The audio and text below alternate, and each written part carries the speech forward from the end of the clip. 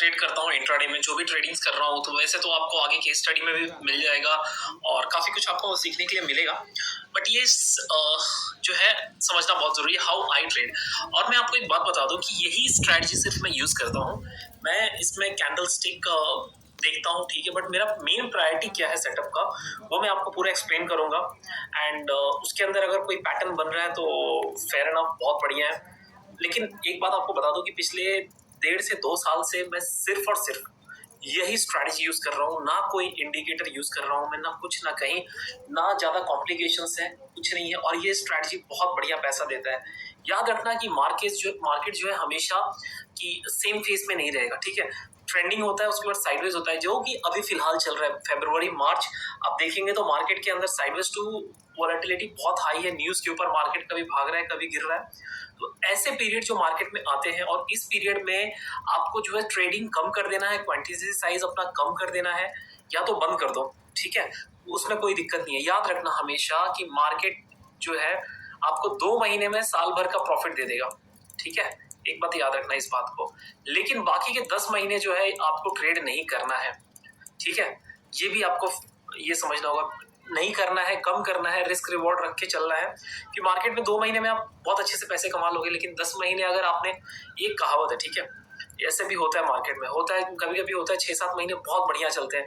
For example मैं अपनी बात अगर आपको बताऊं तो नवंबर, दिसंबर, जनवरी बहुत ही बेहतरीन था। इवन फरवरी मिड तक बहुत बढ़िया उस दौरान मैंने पैसे बनाए। लेकिन उसके बाद फरवरी मिड से मैंने ट्रेड को ऑलमोस्ट ना कर दिया, या फिर अपनी क्वांटिटी की ड्रास्टिकली बहुत कम कर दिया मैंने। रीजन क्या था?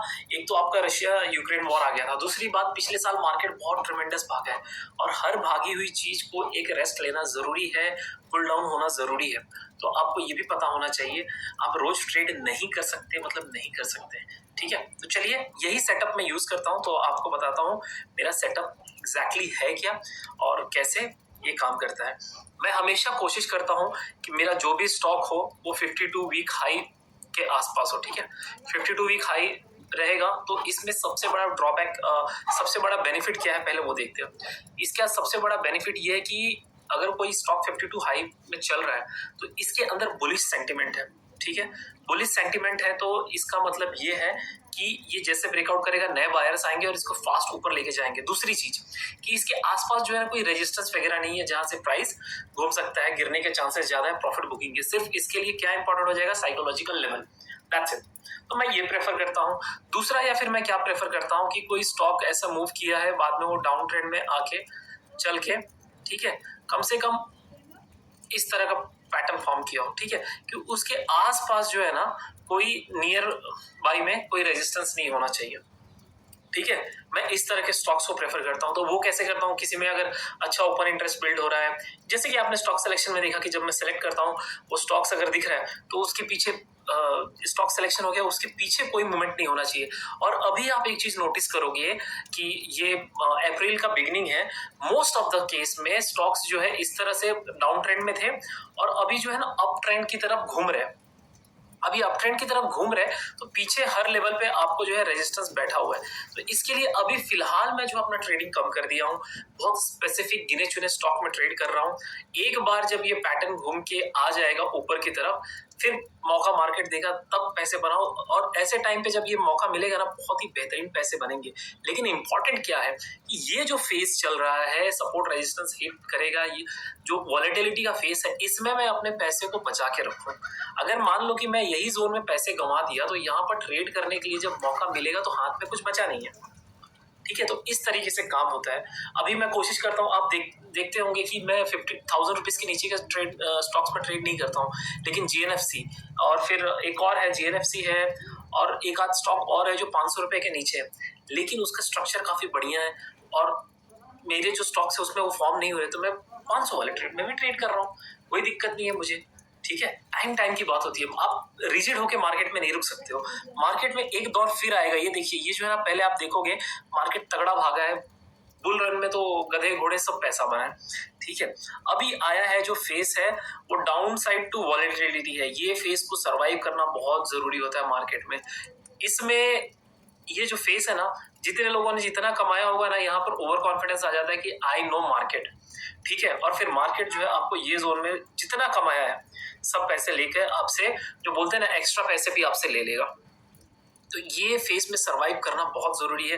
ट्रेड ना करो, कॉन्फिडेंस लेवल को हिला देता है ये फेस, ठीक है। जब तक आपको परफेक्ट सेटअप ना मिले, डोंट ट्रेड, ओके। ये पहले भी मैं आपको बता रहा हूँ, मैं खुद की ट्रेडिंग क्वांटिटी कम कर दिया हूँ और अब उम्मीद है कि मार्केट रिकवरी मोड में है। एक बार रिकवर हो जाने दो ना, उसके बाद पैसे बनाने हमको कहीं मार्केट कहीं जा रहा है नहीं ना, मार्केट यहीं पर है, मार्केट हमेशा यहीं पर रहेगा। हम यहाँ पर रहते हैं क्या नहीं, ये ज्यादा इंपॉर्टेंट है, ठीक है।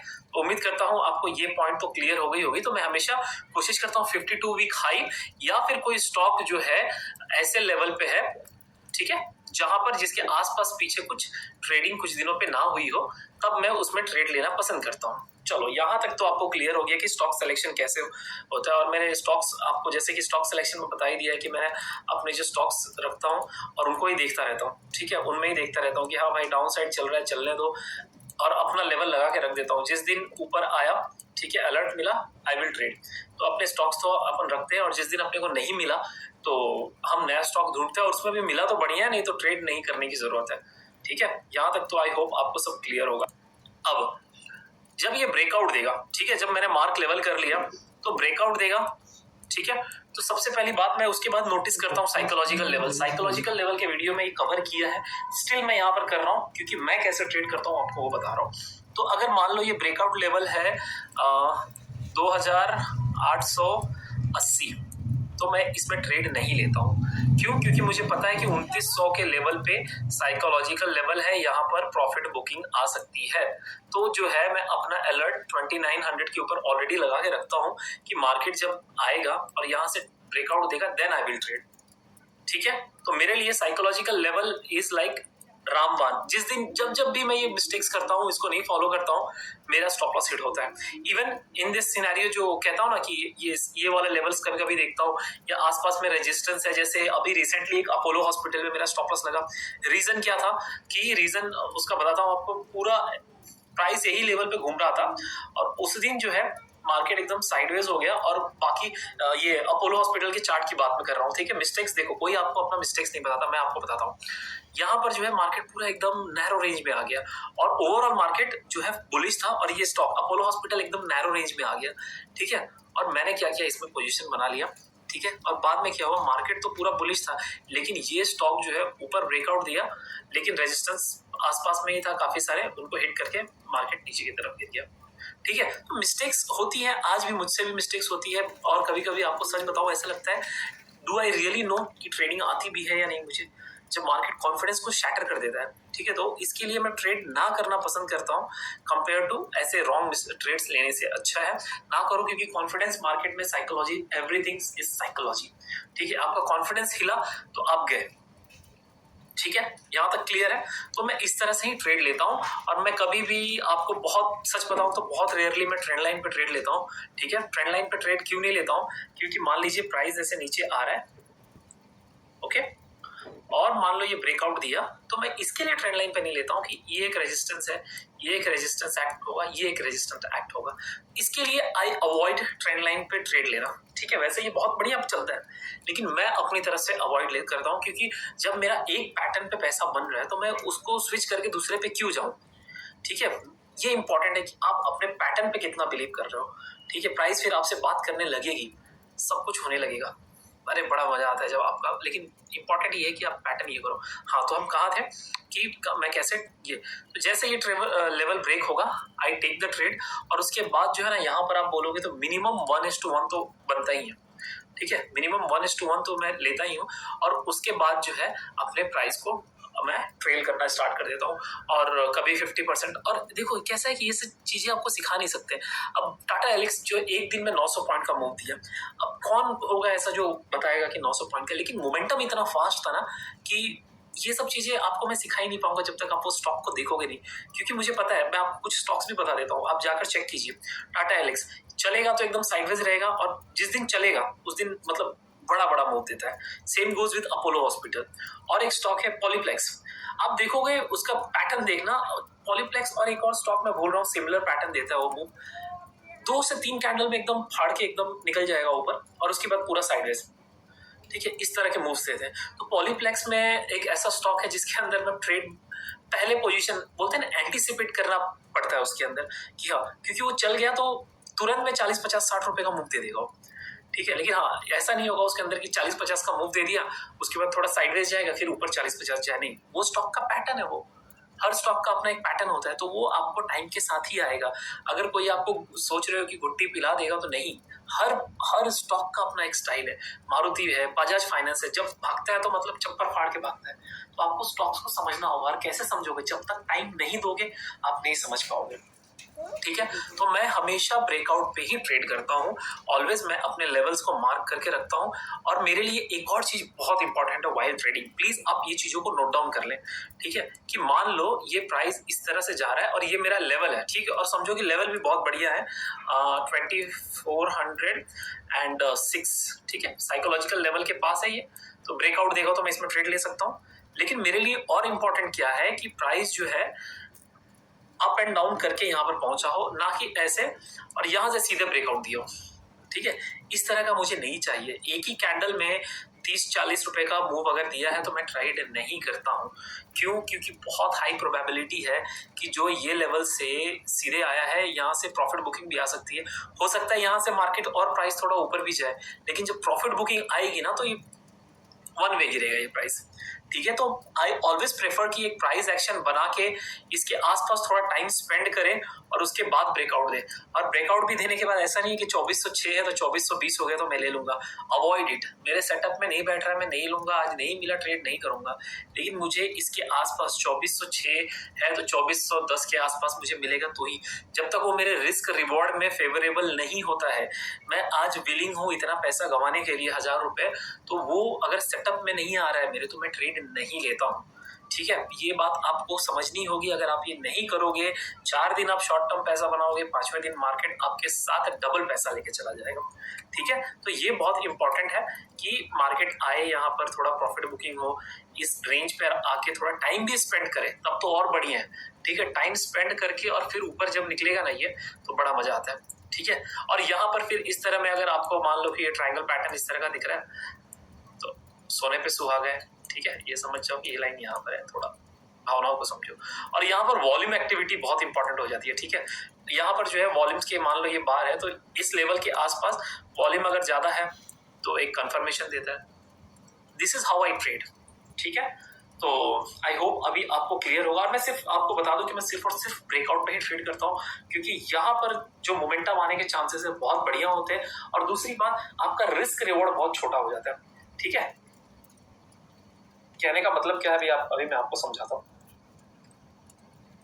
ओके, तो अगर ये ब्रेकआउट का मेरा लेवल है, तो यहाँ पर प्राइस डेफिनेटली थोड़ा एक्यूमुलेट करेगा।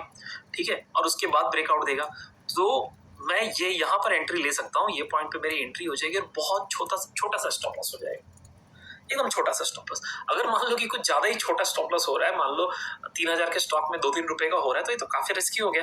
तो इसके लिए फिर मैं क्या करता हूँ, थोड़ा उसके पास वाला 10 रुपए नीचे कर लेता हूँ कि हाँ भाई 10 रुपए का स्पेस प्राइस को देना पड़ेगा। यू नेवर नो, एक फ्लिक आए नीचे ठोक के और फिर ऊपर निकल जाए आपका स्टॉप लॉस खा के।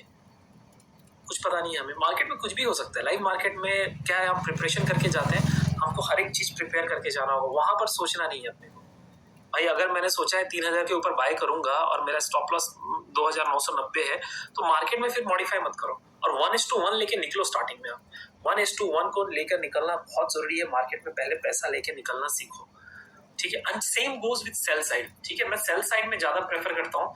जब देखता हूँ कि जैसे अभी डाउन ट्रेंड में जब मार्केट चल रहा था, स्टॉक्स मिल जाते हैं आपको 52 वीक लो, या फिर ऐसे स्टॉक्स भी मिल जाएंगे जो मतलब पता है आपको ये लेवल पे आए हुए हैं और उसके पीछे जो है काफी महीने भर तक मान लो कोई सपोर्ट ही नहीं है। ठीक है, जब ये ब्रेक करेगा ना, तब मैं सेल साइड में हमेशा प्रेफर करता हूँ पैसा बनाना। ठीक है, कि ये जब ब्रेक करेगा तो काफी फास्ट नीचे आएगा। याद रखना, बाइंग स्लो जाती है, लेकिन सेलिंग जो है, बाइंग जो है सीढ़ी की तरह है और सेलिंग जो है एलिवेटर की तरह है। फ्री फॉल मार्केट में पैसा बनता है। ठीक है, तो ये करना है, लेकिन हमेशा याद रखना कि फॉलिंग नाइफ को नहीं पकड़ना है। मान लो कि इतना बड़ा मूव नीचे आ गया, तो फिर ना फर्स्ट पुल बैक पे मैं ठोकू नहीं, ऑलरेडी बहुत मूव कर चुका है मार्केट, मत करो। आपको यहाँ पर अगर ट्रेड मिल रहा है, ठीक है, जो लेवल आपका है वहां पर ट्रेड मिल रहा है तो बढ़िया है, अगर नहीं मिल रहा है मत करो। आपको मैं अगेन एंड अगेन बोल रहा हूँ, जब तक आपका सेटअप सही ना मिले ट्रेड मत करो। आप वो मारुति का एक स्टॉप लॉस वाला केस स्टडी जाके देखो, मैं उसमें समझाया हुआ हूँ बहुत अच्छी तरीके से, वो डेफिनेटली देखो। अगर आपका सेटअप नहीं बन रहा है, don't trade. I am telling you again, don't trade. वो एक अगर मान लो उस पर आप ट्रेड करके पैसा बना भी लिए, आप नहीं समझ रहे हो कि वो कितना बड़ा गलती आपने किया है। एक गलत स्टेप लेकर आप अगर सक्सेसफुल हो जा रहे हो तो हो सकता है कि वो सेटअप का वो फ्लूक था वहां पे, कि वो गलत स्टेप उस मोमेंट के लिए सही हो गया, लेकिन आपका जो कॉन्फिडेंस उसके अंदर आ गया ना, वो आप नेक्स्ट ट्रेड में ज्यादा पैसा बनाने के चक्कर में ज्यादा स्टॉक लोगे और खत्म। ठीक है, तो प्लीज वैसा ना करें।